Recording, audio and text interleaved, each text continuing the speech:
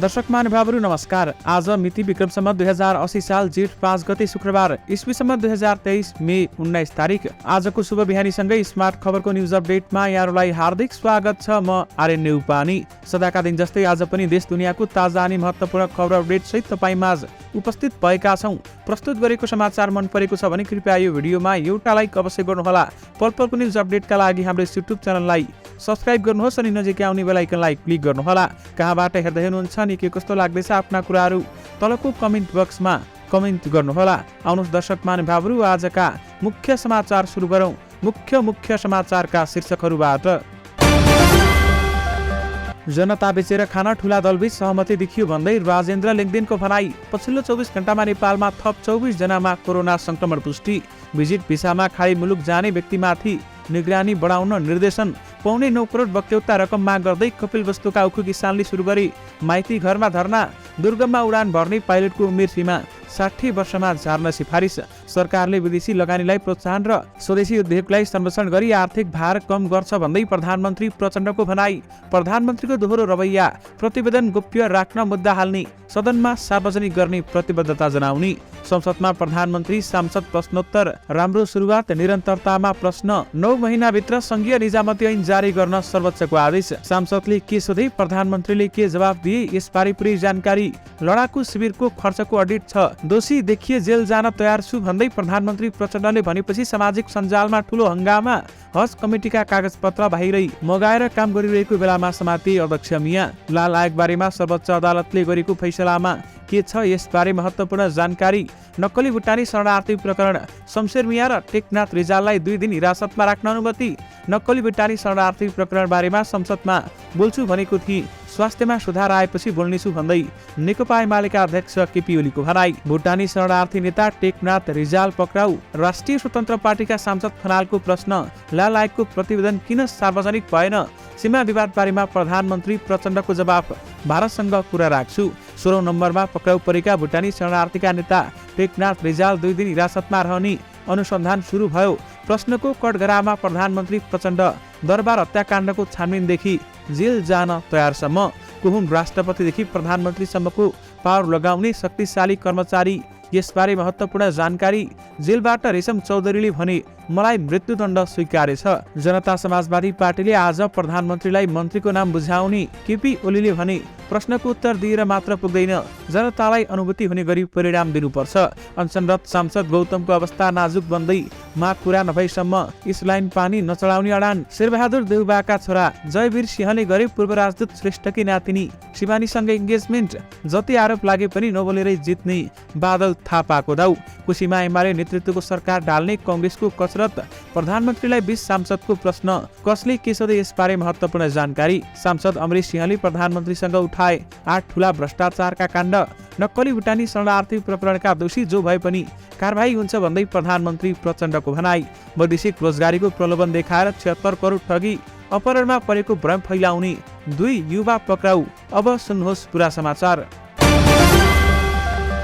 नेपाली नागरिकलाई भुटानी शरणार्थी बनाएर अमेरिका पठाइदिन्छु भन्दै असली गर्ने गिरोहलाई सरकारी गाडी उपलब्ध गराएको भेटिएपछि नेपाल हज कमिटीका अध्यक्ष शमशेर मिया प्रहरीको खोजी सूचीमा थिए। प्रकरणमा संलग्नता खुलेपछि 1 साता अघिदेखि मोबाइल अफ गरेर बसेका उनी बिहीबार बिहान एकाएक सिंहदरबार भित्रैबाट उनी पक्राउ परेका छन्। ऊर्जा मन्त्रालय पुगेको सूचना पाएको प्रहरीले उनलाई केही सरकारी कागजात सहित नियन्त्रणमा लिएको हो। प्रहरी स्रोतका अनुसार मिया मोबाइल अफ गरेर बसे पनि सचिवालयबाट विभिन्न कागजपत्रहरूले सूचना केही दिन अघि आएको थियो। केही नजिकका कर्मचारीहरूलाई कागजपत्र मागेर हस्ताक्षर गर्दै पठाउने गरेको पाइएपछि गोप्य निगरानी बढाएका छौं, एक प्रहरी अधिकृत भन्छन्। त्यस क्रममा आज ऊर्जा मन्त्रालयमा बसेर काम गर्न खोज्दा पक्राउ गरिएको भन्दै उहाँले बताउनु भएको छ। प्रहरीका अनुसार उनी कागजपत्र सहित पक्राउ परेका हुन्। विशेष गरी नक्कली भुटानी शरणार्थी प्रकरणमा मुछिएका एक अर्का नेता पक्राउ परेका छन्। राष्ट्रिय प्रजातन्त्र पार्टीका अध्यक्ष राजेन्द्र लिङदेनले नक्कली भुटानी शरणार्थी प्रकरणमा ठूला दलबीच सहमति भएको आरोप लगाएका छन्। नक्कली भुटानी शरणार्थी प्रकरणको विरोधमा गरेको कार्यक्रममा अध्यक्ष लिङदेनले जनता बेच्न भ्रष्टाचारमा ठूला दलहरूको सहमति भएको टिप्पणी गरेका हुन्। नेपाली नागरिकलाई भुटानी शरणार्थी बनाएर अमेरिका पठाउन चालिएको प्रकरणले विश्व जगतमा नेपालको बदनाम भएको पनि लिङ्कडिनको भनाइ छ। पुल कमसल बनाएर खाने मात्रै नभएर आफ्नै जनता बिचेर खाने पनि नेपालका ठूला दलको सर्वदलीय सहमति देखिएको छ। यो भन्दा निकृष्ट भ्रष्टाचार के हुन सक्छ? भ्रष्टाचारको पनि तल्लो तहको भ्रष्टाचार यो भन्दा अरु के हुन सक्छ? आफ्नो जनता बिचेर खाने कस्तो कल्पना होला भन्दै राजेन्द्र लिङ्गदेनले प्रश्न गरेका छन्। नक्कली भुटानी शरणार्थी प्रकरण नेपाल प्रहरीको जोडबलमा र विदेशीको चासोमा मात्र अगाडि बढेको उनको जिकिर रहेको छ। उनले यो काण्डको अनुसन्धान पूर्ण नभइकन फाइल अदालतमा जाने दिशामा रहेको पनि आशंका गरेका छन्। नक्कली भुटानी शरणार्थी प्रकरणमा भुटानी शरणार्थी नेता टेकनाथ रिजाल पक्राउ परेका छन्। जिल्ला प्रहरी परिसर काठमाडौँका प्रमुख एसपी दानबहादुर कार्कीले रिजाललाई बिहीबार काठमाडौँबाट पक्राउ गरेको जानकारी दिनुभएको छ। नक्कली शरणार्थी प्रकरणमा रिजालको भूमिका के हो भन्ने प्रहरीले खुलाएको छैन। स्रोतका अनुसार नक्कली भुटानी शरणार्थी बनाउने गृहसँग रिजालको आर्थिक लेनदेन देखिन्छ। पछिल्लो समय रिजाल झापामा बस्थे, उनीसँग पनि गृहका मानिसको आर्थिक लेनदेन देखिएपछि सोधपुछका लागि बोलाएका थियो भन्दै प्रहरी स्रोतले भन्यो। उनी आफै प्रहरी कार्यालयमा पुगेपछि पक्राउ गरेका हौं। रिजालले लामो समयसम्म भुटानी शरणार्थीका नेताका रूपमा काम गरेका थिए, यद्यपि उनलाई हिजो पक्राउ गरिएको छ। दर्शक महानुभावहरू, जेलबाटै रेशम चौधरीले आफ्नो एउटा भनाइ राखेका छन्। अन्ततः मैले न्याय पाइन, कसरी पाउँछु न्याय? थारूले न्याय पाएको इतिहास कहाँ नै छ र? अधिकांश थारूलाई हार प्रणालीको लालमोहर लगाउने नै न्यायालय हो। करिब 4 पटक भन्दा बढी जमिनी मुद्दामा हार बेहोरेका छन् न्यायालयबाट। थारूले सत्य यही हो, सयदेखि जति भोग गर्दै आइरहेको जमिनको न्यायिक फैसला नभएकै कारण थारूहरू कमैया बन्न पुगे। मुद्दा मामिलाका कारण थारूहरूको जमिन मात्र गुमेन, चाँदीको सिक्का समेत स्वाहा भयो। विगतदेखि वर्तमानसम्म न्यायालय र प्रशासनको शिकार भएकी छन् थारूहरू। साँच्चै भन्दा नस्लीय शासकको नोकरवाद लाद्ने गदा बनाइएका छन् थारूहरू भन्दै उनले बताएका छन्। दर्शक महानुभावहरू, टिकापुर घटनामा दोषी ठहर भएका रेशम चौधरीले मलाई फाँसी किन नदिने भन्दै प्रश्न गरेका छन्। नेपाली दाजुभाइ दिदीबहिनीहरू, यदि म ती शहादत प्राप्त शहीदको हत्यारा हुँ भने मलाई फाँसी किन नदिने? भाला घोची 8 सुरक्षाकर्मी र एक दुधी बालकको हत्यारालाई जन्मकैदको सजायले मात्रै पुग्छ र त्यति क्रूर अपराधीलाई यति सहज सजाय साह्रै अपुग हुन्छ भन्दै उनले बताएका छन्। यदि म अपराधी हो भने मलाई मृत्युदण्ड दिनुपर्छ। यदि म अपराधी होइन, मैले कुनै पनि अपराध गरेको छैन भने मलाई जेलबाट रिहा गर्नुपर्छ भन्दै रेशम चौधरीले बताउनु भएको छ। नक्कली भुटानी शरणार्थी प्रकरणमा काठमाडौँ जिल्ला अदालतले बिहीबार पक्राउ परेका 2 जनालाई थप 2 दिन हिरासतमा राख्न अनुमति दिएको छ। गृह मन्त्रालय अन्तर्गत हज समितिका अध्यक्ष शमशेर मिया र भुटानी शरणार्थी नेता टेकनाथ रिजाललाई 2 दिन हिरासतमा राख्न अदालतले अनुमति दिएको सरकारी वकिल कार्यालयका प्रमुख अच्युतमणि न्युपानेले जानकारी दिनुभएको छ। अदालतले उनीहरूलाई आज र भोलिको मिति दिएको छ। आइतबार पुनः पक्राउ परेका 16 जनालाई नै म्याद थपका लागि अदालतमा उपस्थित गराउनु पर्नेछ। चैत 12 गतेदेखि यस प्रकरणको अनुसन्धान सुरु भएको थियो। संगठित अपराध कसुरमा 60 दिन प्राप्त हुने भएकाले प्रहरी र सरकारी वकिलसँग मुद्दा दर्ता गर्न केही दिन मात्रै समय बाँकी रहेको छ। अन्य पक्राउ परेका सबैको बयान भने भइसकेको छ। मिया र रिजालको बाँकी भएको पनि न्युपानेले बताए। उनीहरूको बयान आज लिइने बताइएको छ। केशव दुलाल, सानु भण्डारी, टङ्ककुमार गुरुङ, सागर राई, सन्देश शर्मा, इन्द्रजित राई, टेकनारायण पाण्डे, बालकृष्ण खाँड, उनका पिए नरेन्द्र केसी, टोपबहादुर रायमाझी, उनका छोरा सन्दीप रायमाझी, आङटाबा शेर्पा, रामचरण केसी र गोविन्द चौधरी प्रहरी हिरासतमा रहेका छन्। गत वैशाख 28 गतेको केन्द्रीय कमिटिको बैठकलाई सम्बोधन गर्दै नेकपा एमालेका अध्यक्ष केपी शर्मा ओलीले जेठ 4 गते संसदमा नक्कली भुटानी शरणार्थी प्रकरण बारेमा बोल्ने बताएका थिए। तर उनी उक्त संसद बैठकमा उपस्थित नै भएनन्। बिहीबारको संसद बैठकमा नआएका बारेमा सामाजिक सञ्जाल फेसबुकमा उनले लेखेका छन्। बिहीबार साझा सामाजिक सञ्जालमा उनले आफ्नो प्रतिकूल स्वास्थ्य अवस्थाका कारण संसदमा उपस्थित हुन नसकेको बताएका हुन्। केही समयअघि ओलीले नक्कली भुटानी शरणार्थी प्रकरण बारेमा आफूले थाहा पाएका तथ्यहरू संसदमा राख्ने प्रस्ताव गरेका थिए र केही नेताहरूको पर्दाफास गर्ने समेत बताएका थिए। नक्कली भुटानी शरणार्थी प्रकरण बारेमा आफूले थाहा पाएका तथ्यहरू संसद समक्ष राख्ने मैले यसअघि बताएको थिएँ। स्वास्थ्यमा सुधार आएपछि त्यस विषयमा संसदमा बोल्ने नै छु भन्दै उनले भनेका छन्। प्रत्येक महिनाको पहिलो साता प्रधानमन्त्री र सांसदहरूबीच सवाल जवाफ गर्ने प्रचलन सुरु गरेको ठिक भएको पनि उहाँले बताउनु भएको छ। नक्कली भुटानी शरणार्थी प्रकरणमा उपाध्यक्ष रामबहादुर थापा बादल र सचिव बहादुर रायमाझीको संलग्नता रहेको आरोप लागेको बेलामा वैशाख 26 गते नेकपा एमालेको सचिवालय बैठक बस्यो र त्यसैले सो बैठक महत्त्वपूर्ण पनि थियो। बादल गृहमन्त्री हुँदा उनका सुरक्षा सल्लाहकार तथा विश्वासपात्र इन्द्रजित राई उक्त प्रकरणको योजनाकार रहेको आरोपमा पक्राउ परेको 11 दिन भइसकेको थियो। राई पक्राउ परेको 3 दिनपछि अर्थात् वैशाख 20 गते बादलका छोरा प्रदीप विरुद्ध पनि पक्राउ पूर्जी जारी भएको थियो। त्यसैले बादल पनि यो प्रकरणमा मुछिएको प्रहरी स्रोतको दाबी छ। आफ्ना छोरा पनि मुछिएको र विश्वासपात्र प्रहरी हिरासतमा रहेकै बेलामा बसेको सचिवालय बैठकमा बादलले स्पष्टीकरण देलान् भन्ने एमालेका थुप्रै नेताहरूको अपेक्षा थियो, तर मौन रहे। उनले कुनै पनि स्पष्टीकरण अथवा प्रष्टीकरण दिएनन्, न त निर्दोष नै रहेको दलिल नै पेश गरे। दर्शक महानुभावहरू, अहिले जति आरोप लागे पनि नोबेलले जित्ने दाउमा बादल थापा रहेका छन्। वैदेशिक रोजगारीको प्रलोभन देखाएर चालु आर्थिक वर्षको 10 महिनामा गैर कानुनी बिचौलिया र एजेन्टहरूले झण्डै रु 76 करोड ठगी गरेको पाइएको छ। वैदेशिक रोजगार विभागका चालु आर्थिक वर्षको साउनदेखि वैशाखसम्म दर्ता भएका 925 उजुरीमा रु 75 करोड 77,71,214 ठगी रकम दावी गरिएको विभागले जनाएको छ। यो रकम दावी वैदेशिक रोजगारीमा श्रमिक पठाउन अनुमति नै नपाएका गैर कानुनी एजेन्ट र बिचौलियाबाट भएको ठगीको जनाइएको छ। वैदेशिक रोजगारीमा श्रमिक पाउनकै लागि विभागसँग अनुमति लिएका म्यानपावर कम्पनी बाहेक अन्य कोही पनि एजेन्टले रोजगारीका लागि श्रमिक पठाउन नपाउने सरकारी नियम भए पनि सरकारको नियम विपरीत एजेन्ट र बिचौलियाबाट हुने ठगीका उजुरी भने वर्षरी बढ्न थालेको विभागका निर्देशक तथा सूचना अधिकारी गुरुदत्त सुवेदीले जानकारी दिनुभएको छ। उनका अनुसार अघिल्लो वर्षको तुलनामा चालु आर्थिक वर्षमा ठगी भएका उजुरीहरू पनि बढेका छन्। सरकारले भिजिट भिसामा खाडी मुलुक सहितका मुलुकमा जाने व्यक्तिमाथि निगरानी बढाउन अध्यागमन कार्यालयहरूलाई निर्देशन दिएको छ। अध्यागमन विभागका महानिर्देशक इक्राम गिरीले सबै अध्यागमन कार्यालयहरूलाई निर्देशन जारी गर्दै भिजिट भिसाको दुरुपयोग गरी मानव तस्करी हुन सक्ने सम्भावित ठाउँमा यात्रा गर्ने व्यक्तिहरूप्रति पूर्ण सतर्कताका साथ काम गर्न भनेका छन्। खास गरी भिजिट भिसामा खाडी मुलुक टर्की, फिलिपिन्स, थाइल्यान्ड र मलेसिया जाने यात्रुमाथि बढी निगरानी गर्न निर्देशन दिइएको छ। यस्ता मुलुकका भ्रमणमा जाने व्यक्तिको आवश्यक कागजात, भ्रमणको उद्देश्य जस्ता विषयमा सूक्ष्म अध्ययन तथा क्रम भेरिफिकेसन गर्न भनिएको छ। साथै कागजातको वैधताको समेत अध्ययन गर्न महानिर्देशक अधिकारीले अध्यागमन कार्यालयहरूलाई निर्देशन दिनुभएको छ।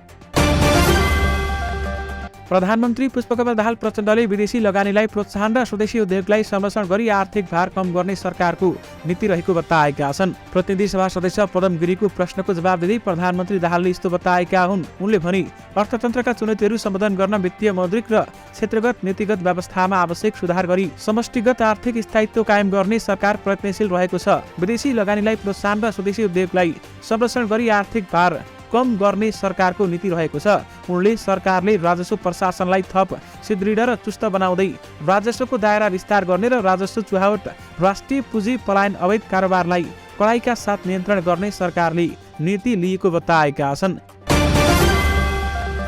सर्वोच्च अदालतले संविधानले पहिचान गरेका सबै वर्ग र समूहलाई आरक्षणको व्यवस्था गरेर 9 महिनाभित्र संघीय निजामती सेवा ऐन जारी गर्न सरकारका नाममा परमादेश दिएको छ। लोकसेवा आयोग र सार्वजनिक संस्थाले गरेको कर्मचारी भर्नाको सूचनामा थारू समुदायलाई आरक्षण नदिएको भन्दै थारू कल्याणकारी सभा र अधिवक्ता श्रवण कुमार चौधरीले दायर गरेको रिटमाथिको फैसलाको पूर्णपाठमा सर्वोच्चले संविधानले तोकेका सबै वर्ग र समूहलाई आरक्षणको व्यवस्था गरेर 9 महिनाभित्र संघीय निजामती सेवा ऐन जारी गर्न परमादेश दिएको हो। सरकारी विज्ञापनमा थारू समुदायलाई आरक्षण नदिएको भन्दै दायर रिटमा सर्वोच्च अदालतका न्यायाधीश विश्वरम्भ प्रसाद श्रेष्ठ र डाक्टर आनन्दमोहन भट्टराईको संयुक्त इजलासले 2079 माघ 24 गते नै फैसला गरेको थियो।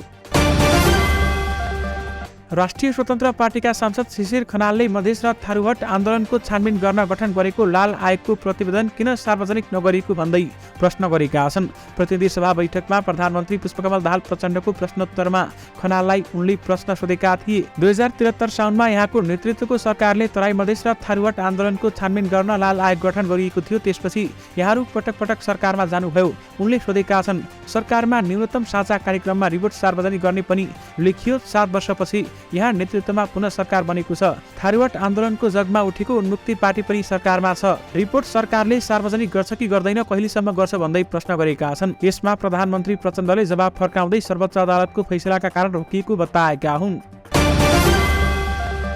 18.5 वर्ष एउटै कार्यालयमा करारमा काम गरिरहेका सुब्बा तहका एक कर्मचारीले आफ्नो करार थमौतीका लागि राष्ट्रपति कार्यालयदेखि प्रधानमन्त्रीको कार्यालयसम्म हारगुहार गरेको तथ्य बाहिर आएको छ। संस्कृति पर्यटन तथा नागरिक उड्डयन मन्त्री सुदन किराँतीले एउटा अन्तर्वार्तामा यो रहस्यको पर्दाफास गरेका हुन्। मन्त्री किराँतीले ती कर्मचारीको नाम नलिकनै करार थप्नका लागि थुप्रै ठाउँबाट दबाब आएको बताएका थिए। मन्त्री किराँतीले भनेका करारका कर्मचारी हुन् रोहित कुमार यादव। उनी विगत 18.5 वर्षदेखि नेपाल वायुसेना निगमको इन्जिनियरिङ विभाग अन्तर्गत नेपालगञ्ज इन्जिनियरिङ युनिटमा प्राविधिक अधिकृतमा काम गर्दै आएका थिए। कार्यालयको 2वटा कोठामा परिवार ल्याएर राखेको र सरकारी सम्पत्तिलाई व्यक्तिको जसरी उपयोग गरेको भन्दै मन्त्री किराँतीले यादवको करार नै नथपिदिएपछि पन्छुन गर्न दौडधुप गरेको फेला परेको हो। यद्यपि राष्ट्रपतिदेखि प्रधानमन्त्रीको पावर लगाउने कर्मचारी अथवा शक्तिशाली व्यक्ति रोहित कुमार यादव रहेको बताइएको छ। जनता समाजवादी पार्टी नेपालका अध्यक्ष उपेन्द्र यादवले आज आफ्नो पार्टीको तर्फबाट प्रधानमन्त्री प्रचण्डलाई मन्त्रीको नाम बुझाउने भएका छन्। वर्तमान सरकारमा 2 जना मन्त्री पाएको जसपाले शिक्षा मन्त्रीमा अशोक राईलाई पठाइसकेको छ भने अर्को एक मन्त्रीको नाम पठाउने तयारी गरेको हो। जसपाले शिक्षा सहित वन मन्त्रालय पाएको छ। वन मन्त्रीको नाम आज बुझाइने जसपा निकट स्रोतले बताएको छ। हिजो सिंहदरबारमा बसेको संसदीय दलको बैठकमा अध्यक्ष यादवले आज या भोलिसम्म मन्त्रीको नाम प्रधानमन्त्री प्रचण्डलाई बुझाउने जानकारी गराएको सो पार्टीका एक सांसदले जानकारी दिनुभयो। नेकपा एमालेका अध्यक्ष केपी शर्मा ओलीले संसदमा प्रधानमन्त्रीले प्रश्नको उत्तर दिएर मात्रै नपुग्ने बताएका छन्। सामाजिक सञ्जालमा लेख्दै अध्यक्ष ओलीले देशको भविष्यलाई प्रभावित प्रश्नको उत्तर मात्र दिएर नपुग्ने भन्दै जनतालाई अनुभूति हुने गरी परिणाम दिनुपर्ने समेत बताएका छन्। प्रश्नहरू 2 किसिमका हुन्छन्। एक थरी प्रश्नको उत्तर मात्र दिए पुग्छ। देशको भविष्यलाई नै प्रभावित पार्ने कतिपय प्रश्नको उत्तर मात्र दिएर पुग्दैन। जनतालाई अनुभूति हुने गरी परिणाम दिनुपर्छ, अध्यक्ष ओलीले लेखेका छन्। सांसदहरूले संसदमा प्रश्न गर्दा प्रत्येक नागरिकले त्यसलाई आफ्नो प्रश्न ठान्न सकोस् र प्रधानमन्त्रीले दिएको उत्तरमा विश्वास र भरोसा गर्न सकोस् भन्दै उहाँले बताउनुभयो।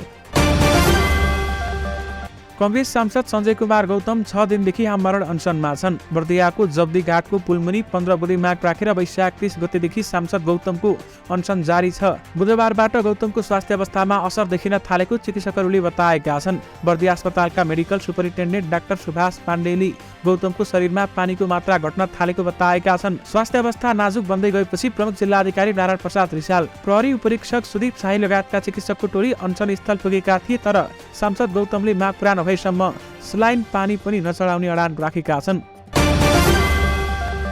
नेपाली कांग्रेसले नेकपा एमाले नेतृत्वको कोशी प्रदेश सरकारबाट बाहिरिन नेकपा माओवादी केन्द्र र जनता समाजवादी पार्टीमाथि दबाव बढाएको छ। गत पुस 10 गते बनेको एमाले नेतृत्वको गठबन्धन अनुसार कोशीमा अझै पनि एमाले स्थायी कमिटी सदस्य हिक्मत कार्की नेतृत्वको सरकार कायमै छ। अन्य प्रदेशमा कांग्रेस र माओवादीले सरकारको नेतृत्व लिइसक्दा कोशीमा अझै हेरफेर भएको छैन। यस्तोमा कांग्रेसले माओवादी र जसपालाई एमाले नेतृत्वको सरकार छाड्न दबाव बढाएको हो। कांग्रेस सभापति शेरबहादुर देउबा निवासमा गत वैशाख 28 गते बसेको वर्तमान र पूर्वाधिकारीहरूको छलफलको कोशीको सरकार फेर्ने पहल थाल्ने निष्कर्ष समेत निकालेको थियो। त्यही अनुसार कांग्रेसको प्रदेश कमिटीले माओवादी र जसपालाई प्रदेश सरकार छाड्न भनेको हो। यदि माओवादी र जसपाले खुट्टा झिकेर कार्की नेतृत्वको सरकार ढाल्न पुग्छ। पछिल्लो 24 घण्टामा नेपालमा थप 24 जनामा कोरोना भाइरस कोभिड-19 को संक्रमण पुष्टि भएको छ। स्वास्थ्य मन्त्रालयका अनुसार 1839 नमुना मध्ये 761 जनाको पीसीआर परीक्षण गर्दा 14 जना र 1078 जनाको एन्टिजन परीक्षण गर्दा 10 जना गरी 24 जनामा कोरोना संक्रमण देखिएको हो। यस्तै कोरोनाका सक्रिय संक्रमितको संख्या 88 पुगेको छ भने संस्थागत आइसोलेसनमा 9 जना, आइसियुमा 1 जना र भेन्टिलेटरमा 1 जना उपचाररत रहेका छन्। महालक्ष्मी सुगर्स मिल्स कपिलवस्तु हाल स्थानान्तरण गरी सर्लाही गडौताले सरकारी अनुदान बापतको रकम नदिएको भन्दै किसानहरू आन्दोलित भएका छन्। आर्थिक वर्ष 2074-75 का लागि सरकारले दिएको किसान अनुदान कर मार्फत समायोजन गरेर उखु मिल्ने किसानलाई भने दिएको थिएन। पटक पटक उक्त अनुदान रकम माग गर्दा पनि सुनवाई नभएपछि आन्दोलन गर्न काठमाडौँ आएका उनीहरूले माइती घरमा अनसन सुरु गरेका छन्। जिल्लाको शिवनगर, कृष्णनगर, विजयनगर र महाराजगञ्जका विभिन्न गाउँहरूबाट 31 जना किसान आन्दोलनका लागि काठमाडौँ आएको कपिलवस्तु किसान संघका अध्यक्ष अनुप कुमार चौधरीले बताउनुभयो। झण्डै 5 वर्षदेखि हामीले उखु मिलबाट 8 करोड 69 लाख रुपियाँ बक्यौता पाएका छैनौं। चौधरीले हामीसँग भने कसै गरी पनि किसानले न्याय नपाएपछि हामी आन्दोलनमा आउन बाध्य भयौं भन्दै उहाँले बताउनुभयो। दुर्गम भेगमा जहाज उडाउने पाइलटको उमेर 60 वर्षमा झार्न सिफारिस भएको छ। 15 जेठ 2079 मा मुस्ताङमा भएको तारा एयरको 9N80 DHC 300 जहाज दुर्घटना बारेमा अध्ययन गर्न सरकारले रतीश चन्द्र लाल सुमनको नेतृत्वमा छानबिन आयोग बनाएको थियो। त्यस क्रममा दुर्घटना भएको विमानको पाइलट र को पाइलटको उमेर अनुभवलाई गम्भीरताका साथ हेरिएको छ। दुर्घटनाग्रस्त विमान 62 वर्षका पाइलटले चलाएका थिए। अहिले नेपालमा सबै गन्तव्यमा जहाज उडाउने पाउने उमेर 65 वर्ष तोकिएको छ। तर आयोगले बढ्दो उमेरसँगै पाइलटको कार्यक्षमतामा आउने ह्रासका कारण हुने जोखिम उच्च हुने निष्कर्ष निकालेको छ र छोटो धावनमार्ग रहेका विमानस्थलमा जहाज उडाउने पाइलटको उमेर हद 60 वर्षमा झार्न सिफारिस समेत गरिएको छ। प्रधानमन्त्री पुष्पकमल दाहाल प्रचण्डले प्रतिनिधि सभामा प्रश्नोत्तरका क्रममा जवाब दिँदै तराई र थरुवाट आन्दोलनका बारेमा जाँचबुझ गर्न गठित लाल आयोगको प्रतिवेदन सार्वजनिक गर्न सरकार प्रतिबद्ध रहेको बताए। सांसदहरू शिशिर खनाल र गङ्गाराम चौधरीले सोधेको प्रश्नको जवाब दिने क्रममा प्रधानमन्त्री प्रचण्डले भने, म दोस्रो पटक प्रधानमन्त्री हुँदा थरुवाट र मधेस आन्दोलनसँग सम्बन्धित विषयहरूमा छानबिन गरेर प्रतिवेदन पेश गर्न लाल आयोग गठन भएको कुरा साँचो हो। त्यो आयोगको प्रतिवेदन सार्वजनिक हुनुपर्दछ भन्नेभित्र म पनि पर्छु।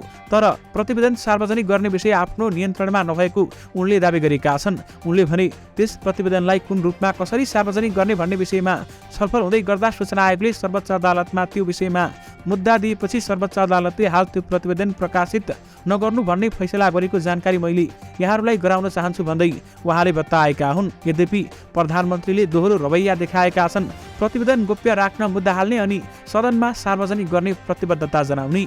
यो दोहोरो रवैया प्रचण्डको देखिएको छ।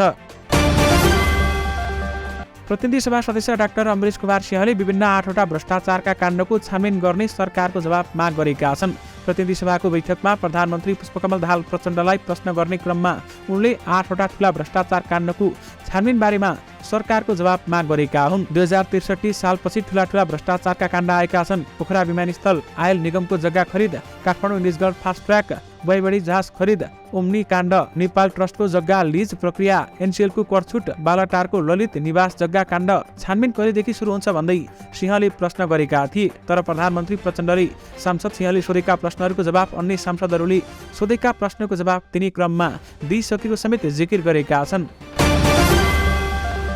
बिहिबारको बैठकमा प्रधानमन्त्री पुष्पकमल दाहाल प्रचण्डलाई विभिन्न राजनीतिक दल र स्वतन्त्र गरी 20 जना सांसदले प्रश्न गरे अनि भने प्रधानमन्त्रीले रोस्टममा उभिएर उनीहरूले सोधेका प्रश्नको जवाब फटाफट दिएका थिए। खास गरी सांसदहरूले मुलुकका जल्दाबल्दा विषयमा सांसद मार्फत प्रधानमन्त्रीको जवाब माग्ने प्रयास गरे। सांसदहरूले भुटानी शरणार्थी प्रकरणको अनुसन्धान, नागरिकता विधेयक, माओवादी लडाकु शिविरमा भएको भ्रष्टाचार, नेपाली भूमि लिपुलेख फिर्ता गर्न सरकारले गरेको प्रयास लगायतका बारेमा प्रश्न गरेका थिए। कैलालीको टिकापुर घटना, शान्ति प्रक्रिया र संक्रमणकालीन न्याय, मुलुकको बिग्रँदो अर्थतन्त्र सुधारमा सरकारको प्रयास, किसानले भोग्ने मलबिउको समस्या र शिक्षाका नाममा नेपाली पैसा विदेशिनबाट रोक्ने उपाय लगायतका विषयमा सांसदले गरेका प्रश्नहरूको जवाब प्रधानमन्त्रीले दिएका छन्। दरबार हत्याकाण्डको छानबिनदेखि जेल जान तयारसम्म प्रधानमन्त्री प्रचण्डले बताएका हुन्। नक्कली भुटानी शरणार्थी प्रकरणमा जोसुकै दोषी देखिए पनि कानुनी कारबाही गरिने बताएका छन्। त्यसैगरी प्रचण्डले माओवादी लडाकुको शिविरमा अर्बौं भ्रष्टाचार गरेको आरोप पूर्वाग्रही भएको बताएका छन्। तर यो विषयमा कसैले दिएको जुरीमा छानबिन गर्न र दोषी देखिए आफै जेल जान तयार रहेको समेत उहाँले बताउनु भएको छ।